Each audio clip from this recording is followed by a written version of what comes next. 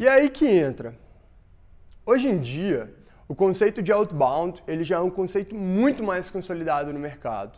Antigamente, quando a gente começou a trabalhar com outbound marketing aqui no Brasil, era muito engraçado ouvir os defensores do nascente inbound, que aqui no Brasil estava começando a realmente tomar corpo, falarem que o outbound era diabo, não tem como, a gente tem que crucificar esse processo, porque ele é muito ruim.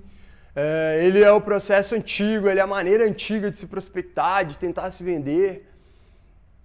Beleza, isso acabou. A gente já sabia que isso ia acontecer porque o mercado americano ele se comportou da mesma maneira quando o inbound começou.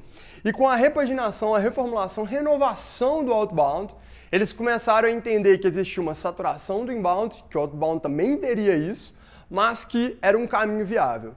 O problema é, Sales Engagement não é um conceito ainda disseminado aqui no Brasil. E tem um motivo claro para isso. Falta a gente se educar um pouquinho mais, entender o porquê que é um conceito tão valioso. E a maneira mais fácil e mais importante para mim de entender o quanto que esse conceito fazia diferença no meu dia a dia foi quando eu comecei a fazer essas perguntas como gestor mesmo do meu time de vendas e, ao chegar nos nossos clientes, as respostas serem as mesmas que as minhas. A gente tem a mesma dor. E quando você começa a encontrar a mesma dor, está na hora de tentar resolver ela. Esse é o motivo que o Reeve existe, por exemplo. Mas eu quero passar com você quais são essas perguntas e como que essas dores elas se exemplificam no dia a dia de um gestor. A gente já sabe de todos os 5 problemas e a gente já sabe dos números que eu mostrei para você. Mas no final das contas, se você é um gestor ou se você é um vendedor, para um pouquinho e pense em cada uma dessas perguntas e qual que seria a sua resposta. Como que você realmente define o seu melhor vendedor? A resposta mais comum para isso, que eu escuto do mercado, é o cara que vende mais. É o cara que vende muito no final do mês. Mas beleza, e se esse cara que vende muito, ele também tem uma eficiência muito menor? Eu já tive vendedores muito hustlers, que trabalhavam 10 a 12 horas por dia e conseguiam um volume de atividades e de até leads dentro do funil deles, que era o dobro de um vendedor meu que ficava aqui 8 horas por dia. Eles trabalhavam muito mais do que outros caras que trabalhavam 8 horas por dia. Esses caras, eles davam uma morcegada aqui e outra ali. Talvez eles não rendessem, não tivessem uma produtividade operacional tão grande. Mas lá na frente, quando você olhava o nível de conversão, o meu vendedor que tinha vendido mais, ele passou 12 horas por dia trabalhando, ele queimou 2 vezes mais lead e no final das contas ele converteu 10% a mais apenas, no volume total final. Isso é problemático, porque se a conversão dele é pior do que a que o cara que está trabalhando 8 horas por dia, como que eu encontro um ponto ótimo, onde ele trabalha 12 horas por dia e consegue gerar o mesmo nível de conversão? Ou seja, se ele trabalha 50% a mais do que outra pessoa, ele deveria converter 50% a mais, a proporção deveria permanecer mais próxima. O que significa para mim é que a qualidade do processo dele cai enquanto ele aumenta a quantidade. Ele ainda consegue sair na frente, mas não é o suficiente. E aí eu te pergunto, quais são as melhores práticas de cada um dos lados? Enquanto eu tenho um cara que está dando sangue dele para poder vender mais, o outro está executando com um pouquinho mais de qualidade e garantindo que o processo dele seja melhor. Então eu queria entender o que estava diferenciando um cara de outro. É porque um está trabalhando muito mais tempo e o outro já tem mais qualidade por ter menor volume? Mas o menor volume causa o quê no impacto de qualidade de processo? Será que ele faz mais follow-ups? Será que ele consegue enviar comunicações melhores ou fazer uma demo mais completa? Então o e-mail dele, de Champion Letter, ele passa melhor pelas dores? O que está acontecendo realmente ali? Ou será que depois que ele envia a proposta, como ele não tem um volume gigantesco na mão de caras que estão recebendo proposta, ele consegue fazer o nível certo de follow-ups? Ou no timing correto, que a gente gosta de fazer, que a gente já entendeu que é ótimo para o nosso processo, e o outro cara que está fazendo em volume demais e acaba fechando um pouquinho mais, ele está deixando um ou outro cara que poderia ainda fechar caso ele fizesse mais follow-ups, virem para o nosso lado. Lembra daquela estatística? Menos de 50% dos vendedores fazem mais do que 2 follow-ups por negociação. É triste. E isso daqui eu não consigo enxergar dentro de um CRM. Geralmente ele está sujo. Quando ele não está sujo, eu não sei exatamente quando as coisas ocorreram, é muito personalizado, é muito perdido. Então, eu partia para a segunda pergunta. Como que eu diferencio? Na realidade, como que eu não deixo o vendedor no escuro, né? Como que eu consigo garantir que ele saiba qual que é o processo dele? Então, talvez o cara que pega muito volume é porque ele está perdido. Ele não sabia que ele tem que pegar um volume X e executar o processo Y para ele conseguir vender 50% mais. Ou que ele pode pegar o volume X desde que ele consiga manter o processo Y acontecendo. Então, se ele chegou num volume que ele não dá conta mais de manter o processo, abaixa o volume, mas mantém o processo. Ou se não, tenta otimizar seu processo para você diminuir, talvez, as suas tarefas mais operacionais e manter ainda o mesmo nível de qualidade. Esse é o ponto onde eu dou um direcionamento para o meu vendedor do que deve ser feito e ele pode testar em conjunto com o gestor dele.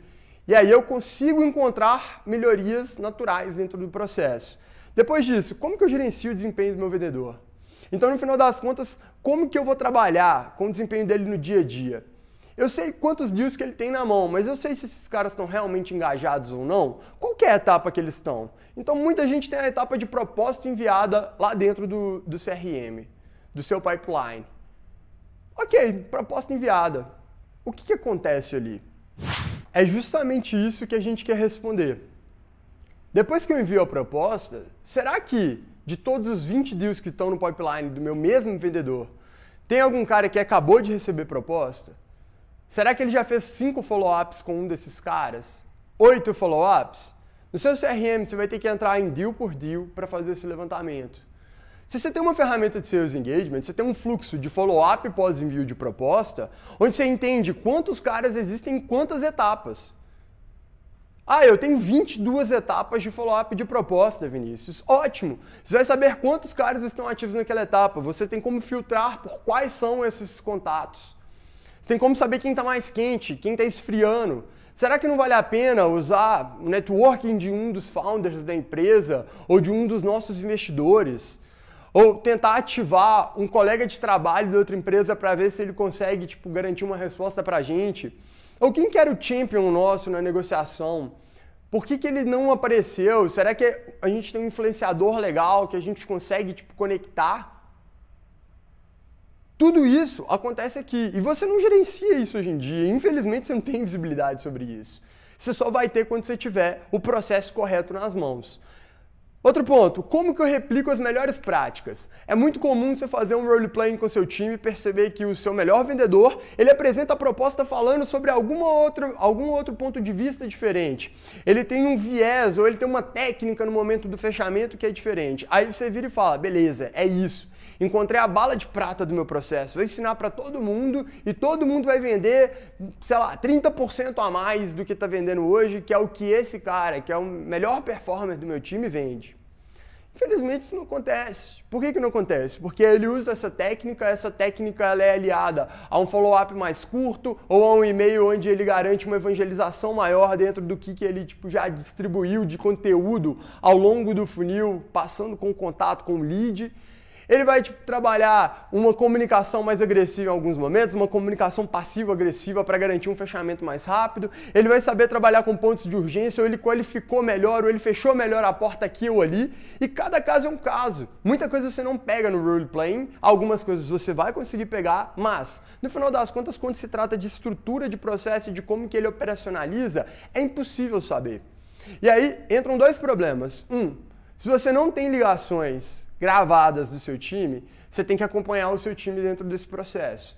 E aí para pensar você como gestor tendo N responsabilidades e ainda tendo que adequar todos os seus horários para você conseguir acompanhar a call dentro do horário que o seu vendedor marcou e que ele possuía livre na agenda, alinhado com o horário que o lead possuía livre na agenda também. E você tem que encaixar na sua a partir de agora. E aí se você tem 3, 5 vendedores, são pelo menos 5 calls por semana. Imprevisível.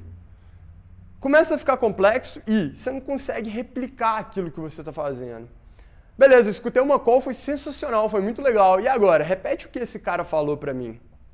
É quase impossível. Você pode pegar a lógica, você pode pegar a estrutura por trás, mas você não consegue ensinar tão bem. E por que você não consegue ensinar tão bem? Porque você não tem, por exemplo, aquela gravação para poder passar para o restante do seu time e falar, olha só um DBA bem feito, olha um DBS bem feito, olha uma cold call bem feita.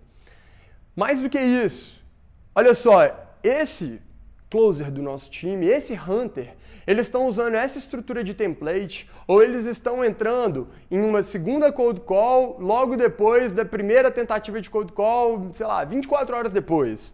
E isso tem garantido uma taxa de sucesso maior porque o gatekeeper avisa para o nosso target e aí o target já está esperando a ligação e ele atende. Isso não é nenhuma hipótese muito real, mas no final das contas você consegue perceber essas diferenças no dia a dia do processo. E aí fica aquela coisa, no seu CRM você consegue ver quais deals têm tarefa em atraso, por exemplo. Mas você tem visibilidade sobre quais as tarefas em atraso que o seu vendedor ou o seu hunter estão deixando?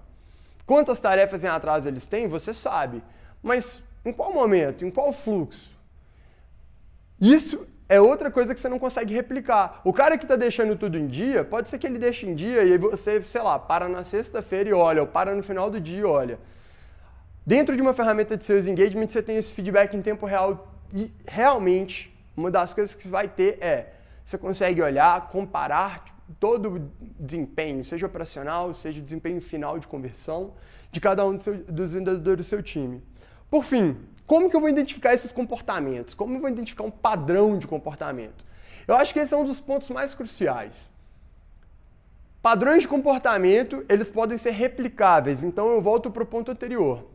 E para eu identificar esse padrão, em alguns casos eu simplesmente tenho que entrar naquela conta do vendedor ou entrar na minha ferramenta de Sales Engagement e entender tudo que está sendo feito. O meu feedback dentro de um CRM ele é um feedback muito mais genérico. Ele é um feedback de números quantitativos, mas pouco de comportamentos específicos.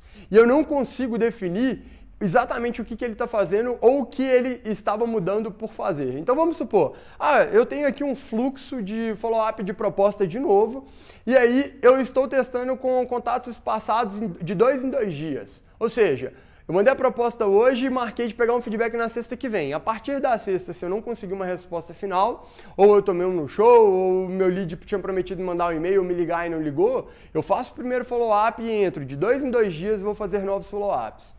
Essa lógica, ela me dá um padrão de comportamento e se eu quero testar, eu crio de 1 em 1 dia, de 3 em 3 dias. Ou eu quero alterar os 3 primeiros para ser de 1 em 1 e depois eu passo para de 2 em 2.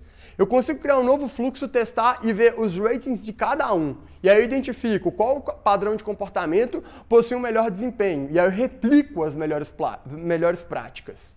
Então, eu trabalho com todo um loop de novo para responder essas perguntas. Ficou claro para você?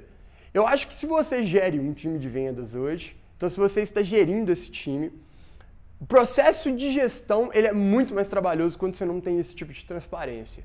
E o pior, você provavelmente está tentando otimizar de todas as maneiras possíveis, mas você esquece que isso daqui é um ponto-chave. Não adianta alinhar a comunicação de todo mundo o tempo inteiro. A comunicação ela sempre evolui.